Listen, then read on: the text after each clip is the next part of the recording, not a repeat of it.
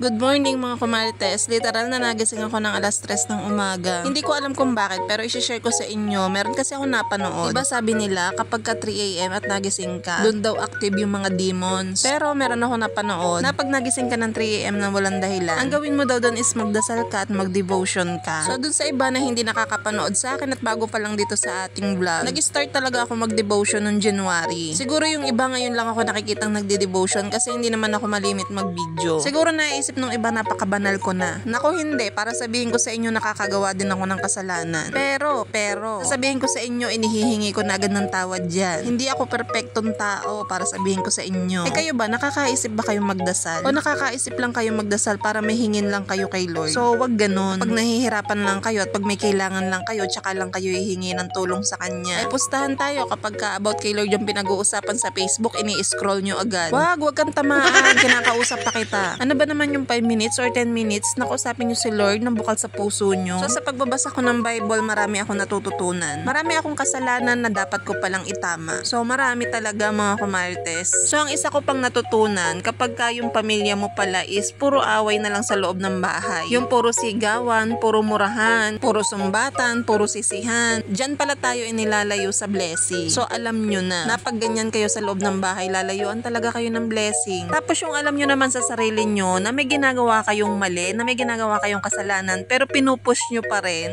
di alam mo na ang dapat gawin. Dahil pag pinush nyo pa rin yung mali, dyan talaga kayo lalayuan ng blessing. Pero pag alam mo namang mali at gusto mong itama yan, ako, lalo kang ibe-bless ni Lord. Kaya din naman ako natutong mag-devotion mga kumarites dahil alam nyo naman, nakakaunti na ang panahon natin dito sa lupa. Hindi natin alam kung hanggan at kailan tayo dito sa mundong ibabaw. Maigi na yung mawala man tayo dito sa mundo, alam mo nakapagsisi ka at nakapagpasalamat ka kay Lord. So dead man na lang tayo sa bashers. Tatawa na lang din talaga ako sa iba na puro praise God. Pero totoo bang kilala mo si Lord? Or magaling ka lang talagang mag-post ng mga scriptures pero hindi mo naman naiintindihan kung anong ibig sabihin. Huwag tayong pakitang tao. Kung totoong may takot ka sa Diyos, hindi mo na ginagawa yung mga mali. Imposibleng hindi mo alam, natutuwa ka pa nga. Yung mga taong gano'n na alam nilang mali na nga at natutuwa pa sila. Sila kasi yung mga taong immune na sa kasalanan. Wala na silang pakialam kahit alam nilang mali. At syempre, ayun nga yung mga taong wala ng takot sa Diyos. Minsan nga mga kumarites, may ugali din talaga akong masama. So minsan naisip ko, Lord, baguhin mo yung gantong ugali ko. Ayoko ng ganto. So pag may ganun akong ugali, mga kumarites, ipinagpe-pray ko yun kay Lord na baguhin niya ako. So kung totoong nananampalataya ka sa Panginoon, willing kang magbago. Hindi yung nagpapakitang tao ka lang. So nagtimpla lang ako ng kape mga kumarites at magpapalaman nga tayo ng 2 tasty. So mataas sa calories ang peanut butter, kaya 1 teaspoon lang yung ilalagay natin dito. So nung nag-start ako mag-devotion, doon ko naramdaman at na-feel yung peace of mind. Yung hindi ako natatakot sa problema. Yung kapag nagigipit ako may dumadating, talagang minsan nasasabi ko, thank you Lord. Ikwento ko nga sa inyo noong nakaraan. Parang wala na kaming pambudget noon. Tapos baon pa ni Kurt. Biglang may dumating na blessing talaga. Talaga namang napa-thank you Lord ako. Yung hindi ko pa dinadasal sa kanya pero ibinigay niya agad. Hindi nyo rin naman kasi makikita sa amin na nagigipit din kami. Alam nga naman sabihin ko pa sa inyo, pautahin nyo ba ako?